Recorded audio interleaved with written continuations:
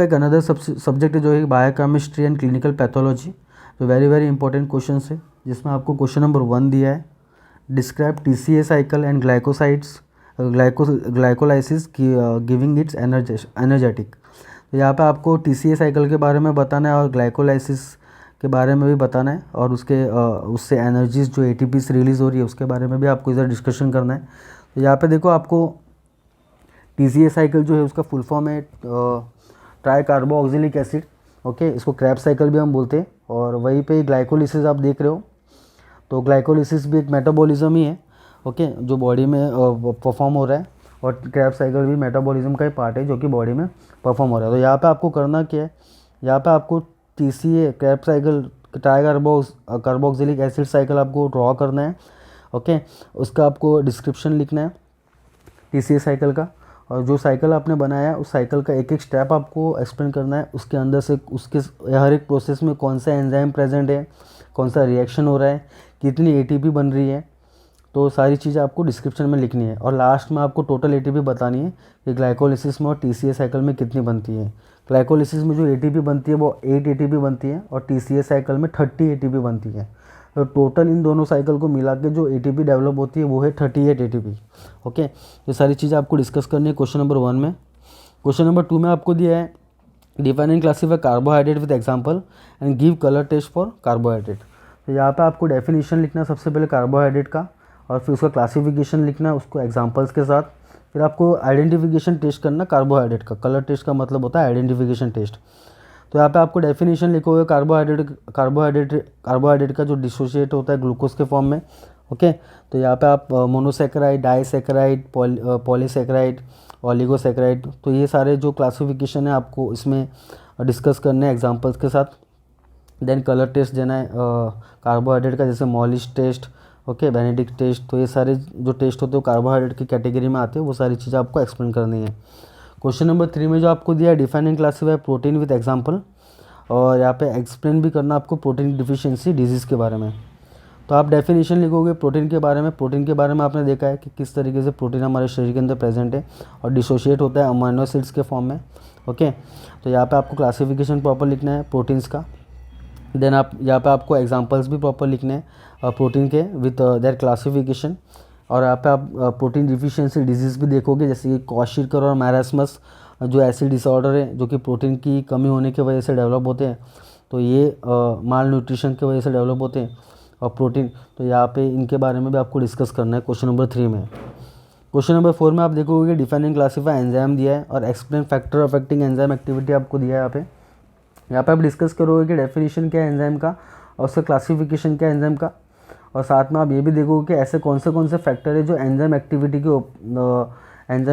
के ऊपर डिपेंड है और एंजाइम एक्टिविटी कम कर देते हैं, ओके। जैसे कि एंजाइम इनिबिशन हो गया, टेम्परेचर हो गया, ओके, देन प्रेशर हो गया। तो ये इनके ऊपर किस तरीके से एंजाइम का इफेक्ट होता है, तो ये सारी चीज़ें हम लोग डिस्कस करते हैं फैक्टर अफेक्टिंग एंजाइम एक्टिविटी में। क्वेश्चन नंबर जो 5 आपको दिया explain glycogenolysis and urea cycle.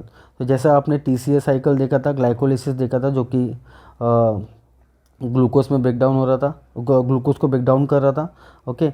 और यहीं पे हमें ग्लाइकोजेनोलाइसिस में देखेंगे कि किस तरीके से ग्लाइकोजन को हम लोग ब्रेक कर रहे ग्लूकोज में, जो कि लीवर के अंदर स्टोर होता है ग्लाइकोजन, ओके। और जो साइकिल जो हो रहा है, जब हमारे शरीर में ATP की कमी होती है तो हम लोग ग्लाइकोजन को ब्रेक करके ग्लूकोज में कन्वर्जन करवाते हैं, उसी को हम लोग ग्लाइकोजेनोलाइसिस बोलते हैं। और यूरिया साइकिल में आप देखो किस तरीके से यूरिन फॉर्मेशन हो रहा है यूरिया साइकिल में, ओके, और यूरिया रिलीज़ हो रहा है। तो ये सारी चीज़ हम लोग यूरिया साइकिल में डिस्कस करेंगे, उसको एक्सप्लेन करेंगे डिटेल में। और यहाँ पे हम लोग यूरिया साइकिल में आपको उसका पूरा का पूरा साइकिल ड्रॉ करना है। ग्लाइकोजेनोलाइसिस में भी आपको उसका साइकिल ड्रॉ करना है, जैसे आपने क्रैब साइकिल में ड्रॉ किया था, उसको एक्सप्लेन किया था, ओके। यहाँ पे आपको एनर्जेस्टिक नहीं लिखने हैं, ओके। एनर्जेस्टिक जो आपको लिखने थे वो आपको क्रैब साइकिल में ग्लाइकोलाइसिस में लिखने थे। यहाँ पे आपको एनर्जेस्टिक नहीं लिखना है, यहाँ पे सिर्फ आपको साइकिल बनाना है और आप उसको एक्सप्लेन करना है। क्वेश्चन नंबर 6 में आप देखोगे add a note on fatty acid. तो यहाँ पे फैटी एसिड के बारे में देखेंगे हम लोग, ओके। जैसे कि ट्राइग्लिसराइड्स हो गया, beta oxidation of fatty acid हो गया, तो उसके ऊपर आपको नोट लिखना है, ओके। यहाँ पे आप beta oxidation of fatty acid याद रखिए, beta oxidation of fatty acid, के बारे में आप डिस्कस करिए इस नोट के ऊपर। इसमें आप देखोगे किस तरीके बीटा का ऑक्सीडेशन होकर फैटी एसिड का ऑक्सीडेशन होकर हम लोग किस तरीके से ATP मिल रहे हैं। ओके, तो सारी चीज़ें फैटी एसिड के नोट में आपको इंक्लूड करनी है। क्वेश्चन नंबर 7 में आप देखोगे normal and abnormal constituent of urine दिया हुआ आपको। यहाँ पे आपको बताना है कि नॉर्मल कंस्टिट्यूएंट्स क्या होते हैं, क्या उसके पार्ट है।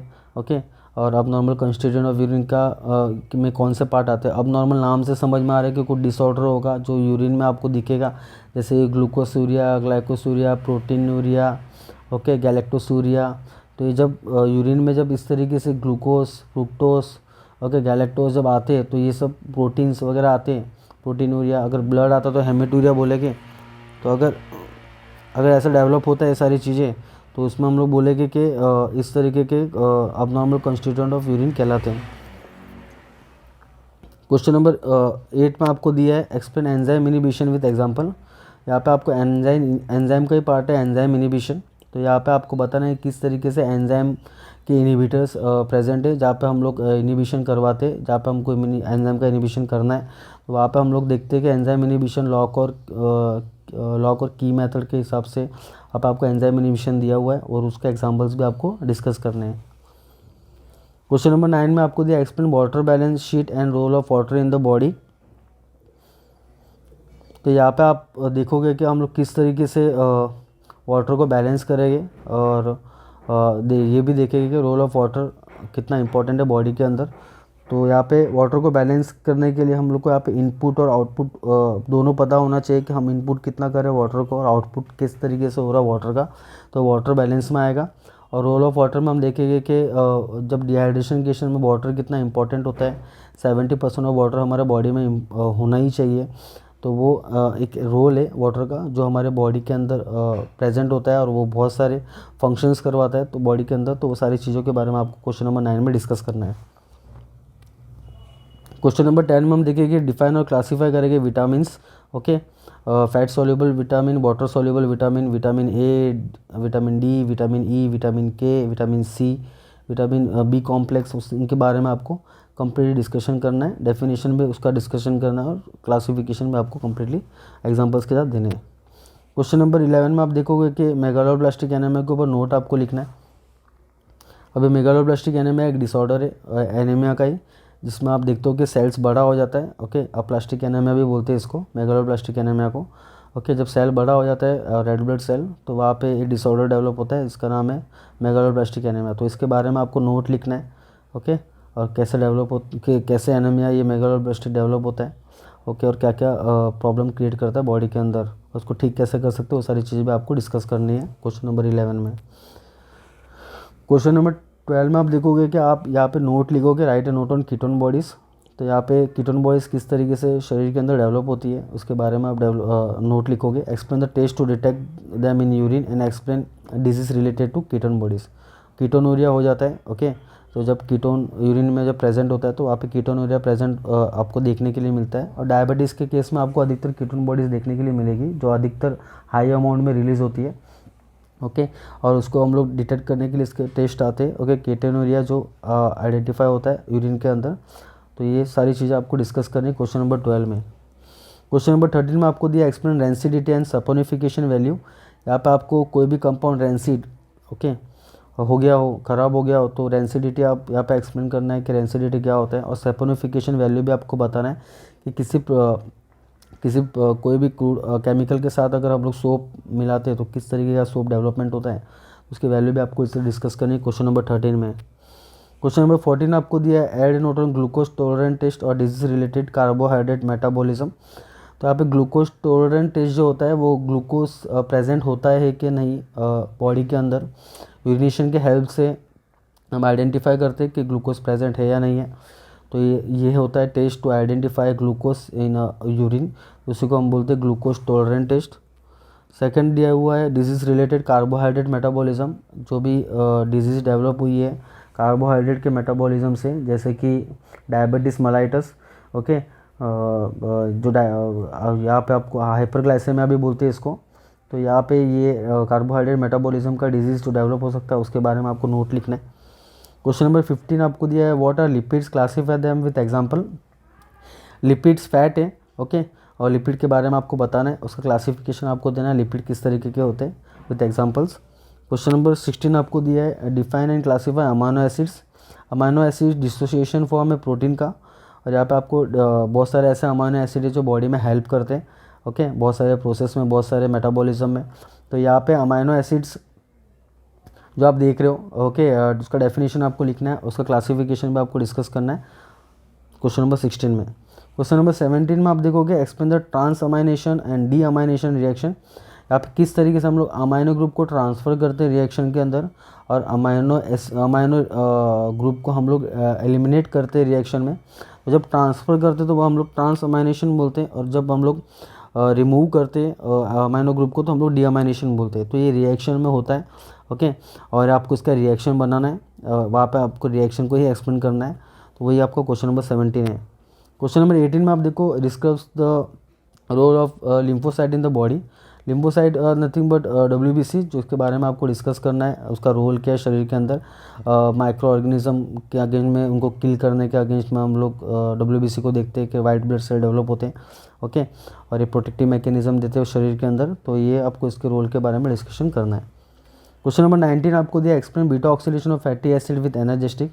जहाँ पे आपने फैटी एसिड ऊपर देखा था, तो वही आप beta oxidation of fatty acid लिख रहे थे, तो यहाँ पे भी आपको beta oxidation of fatty acid लिखना है, और उसके एनर्जेटिक के बारे में लिखना है कि कितने ATP यहाँ पे हम लोग को मिलती है।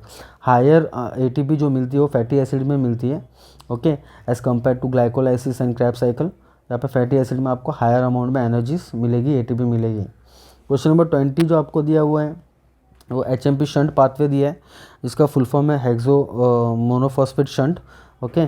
तो यहाँ पे भी आप देखोगे किस तरीके से ग्लूकोज को डिसोसिएशन हो रहा है, ओके, कम्प्लीटली बॉडी के अंदर। ये भी एक मेटाबॉलिज्म का ही पार्ट है, तो इसका भी आपको साइकिल बनाना है, ओके, एक पाथवे बनाना है जिसमें आप देखो ग्लूकोज किस तरीके से डिस्ट्रक्ट हो रहा है, ओके। तो हेक्सो मोनोफॉस्फेट शंट में आपको एक्सप्लेन करना है डिटेल में ये पाथवे। तो ये था आपका बायोकेमिस्ट्री के क्वेश्चन जो बहुत ज़्यादा इंपॉर्टेंट है एग्ज़ाम पॉइंट ऑफ व्यू से, और ये एग्ज़ाम में आपको पूछते हैं, ओके।